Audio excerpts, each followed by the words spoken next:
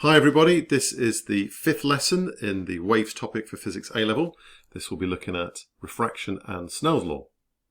So this video will provide a quick recap of what we mean by refraction, refractive index and Snell's law, which hopefully you've seen at GCSE, and then we're going to introduce the more complex version, which is for calculations at A-Level. The context example for this would be optical fibers. So these are used hugely throughout communications and computer networks and the internet, and they use the process of refraction and then also total internal reflection to transmit a massive amount of information. So hugely useful applications. Okay, so what do we mean by refraction? So there's lots of examples that you could see in daily life where light is distorted or bent and you get some strange images, for example looking through a glass of water.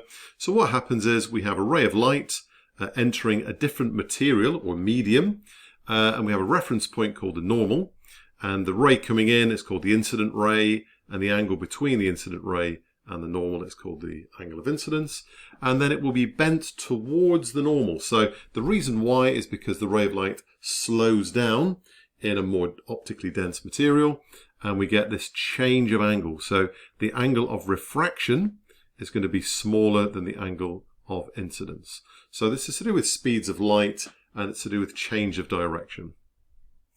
Okay, so hopefully what you've seen previously at GCSE are these two formulas. So something called the refractive index, given the symbol n. There are two GCSE formula for this. The first one is the ratio of the speeds of light. So the speed of light in air, sometimes referred to as free space or a vacuum, which is all basically the same, divided by the speed of light in the other material or medium. So for example, we could calculate the refractive index of a typical type of glass. So we've got the speed of light, 3 times 10 to the 8, divided by 2, 10 to the 8, and we get 1.5. So 1.5 is a very typical refractive index. The bigger the refractive index, the more the light is slowed down, and therefore the greater amount of refraction we get. So the smaller the angle of refraction. So something else you might have seen at GCSE is called Snell's law. You may or may not have heard this term before. So this is looking at the sine of the angle. So it's the same refractive index, n. It's also equal to sine I over sine r.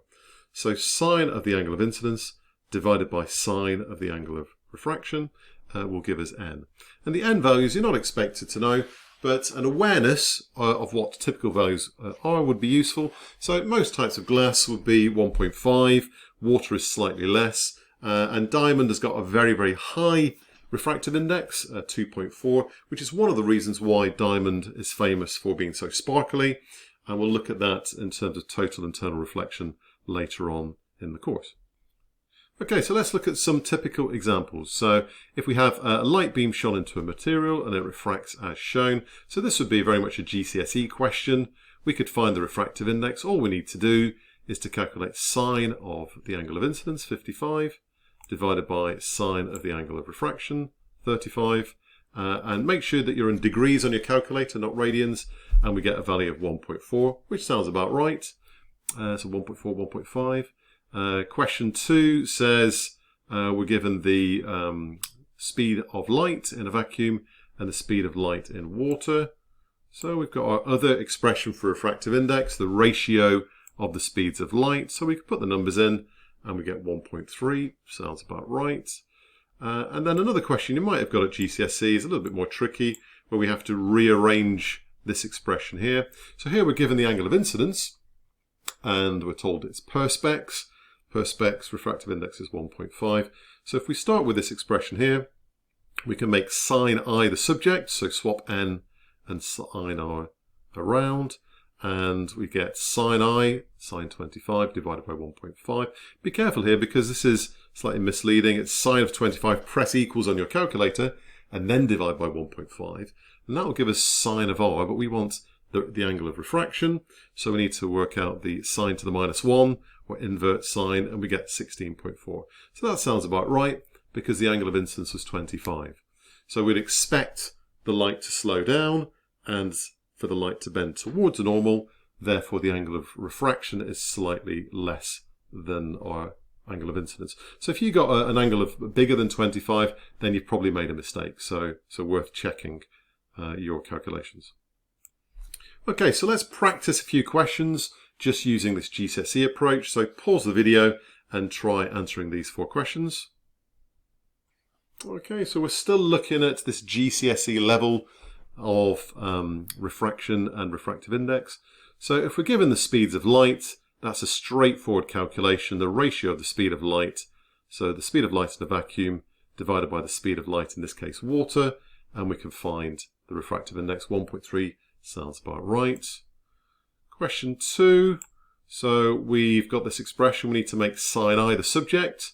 So take sin R from the bottom to the top. So n multiplied by sin R, 1.5 times by sine of 23.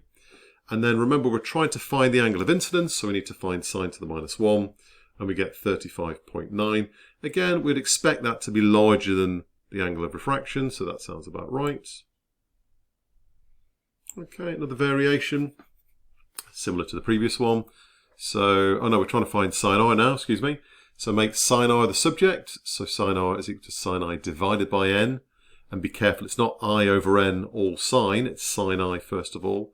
So the sine of 15, press equals, divided by, we're told it's diamond, and hopefully we knew that from before, 2.4.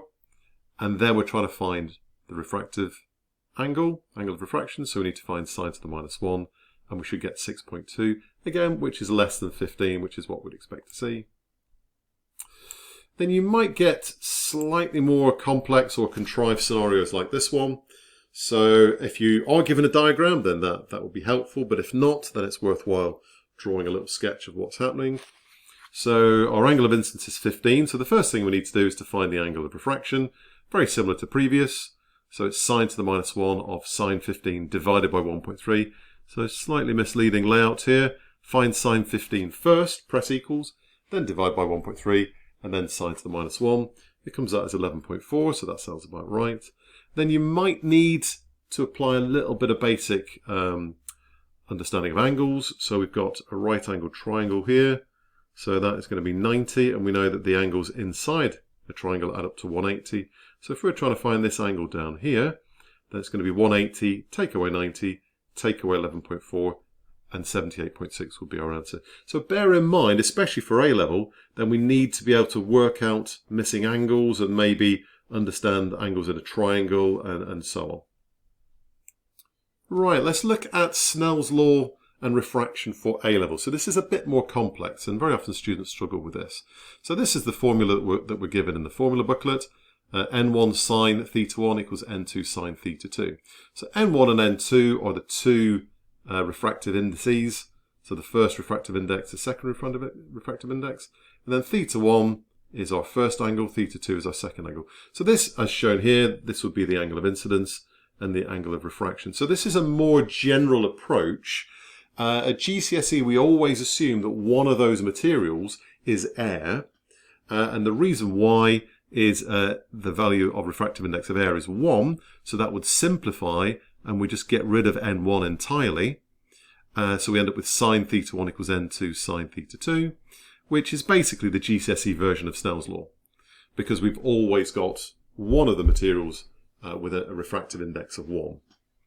So at A level, well, it could be 2, it could be water and glass, or it could be diamond and perspex, or any other scenario. And we've also got something similar for the ratio of velocities. So again, rather than M1 always being equal to 1, and we find the refractive index of the other material, it's actually N1 multiplied by V1 equals N2 times by V2. So a little bit more complex. So let's look at some worked examples. Right, so let's look at this worked example. So we've got two materials, glass and some other material, which we don't know what it is. So it's always worthwhile doing a little sketch. So N1 is our first material, 1.49. N2 is the unknown. We're going to have to find that in part A. And we're told the angle of incidence is 28, the angle of refraction is 41. Okay, so we cannot use our GCSE version of Snell's law. We have to use this expression here. So it's worthwhile writing out what all these values are. So N1 we know, N2 we don't, theta 1 we know, theta 2 we know.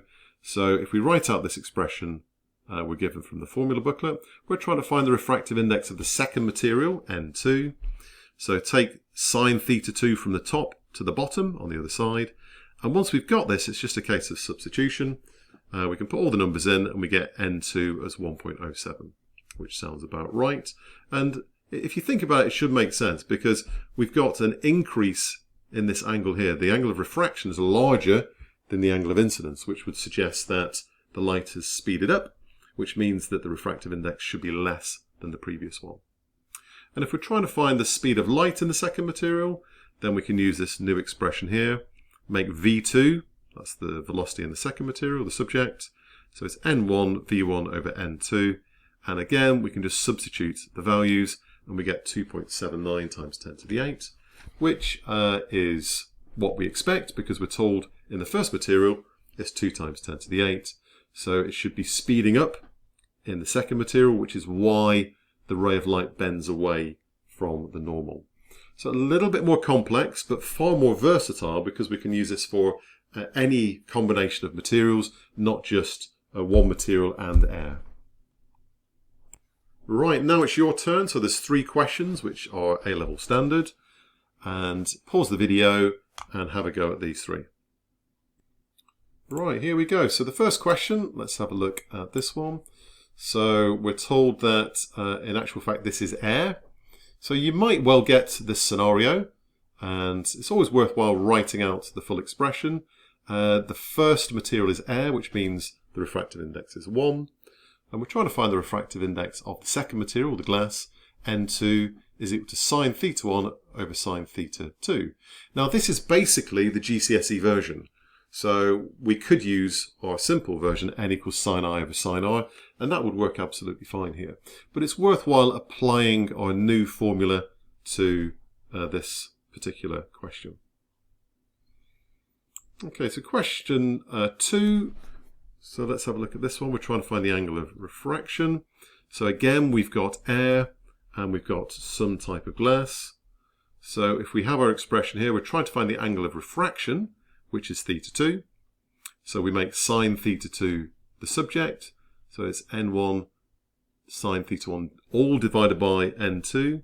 So there should be brackets around here really. And we know that n1 is equal to 1 because it's air. So that disappears basically. So again, this is still using really the GCSE version. I think it'd be more useful to use the A-level formula as we've got here. And then we can substitute. So sine theta 1, we know that's sine 40. That's press equals and then divide by the refractive index, 1.71, and then invert sine. So both question 1 and 2 are actually, we could have used the GCSE formula. We also need to find the speed of light. And again, we could use the GCSE formula for this one. N equals the ratio of speeds. So we've got our expression up here. Oh, it's not on here. Marvelous. So the speed of light in the medium is going to be the speed of light in air divided by the refractive index is 1.75 10 to the 8. Again, that's what we'd expect. It should be greater than 1 because light slows down. Okay, and then question 3. Let's have a look at this one. So this is more what we'd expect typically because we have 2 materials and neither is air, so this is a bit more complex. So we have our expression here. We're trying to find n2, the refractive index of the second material. So n1 is not equal to 1 in this case because we're given the value of 1.5. So we can substitute, put in all the values, and we get 1.96, which is what we'd expect, a greater refractive index because we have a reduction in the velocity. And then we can use our expression for the speeds to find V2. Again, substitute the values and we get 1.53 10 to the 8. Right, a quick recap of the key ideas. So you might in the exam get asked to explain what is meant by refraction. So it's the slowing down of light and bending towards the normal, or increasing the velocity and bending away from the normal. And then there are several formulae. You should be given all of these in the formula booklet, but you do need to be familiar with using them. If you want a quick recap quiz, there should be a link to a Kahoot quiz in the description underneath the video. And that is the end of the lesson. Well done.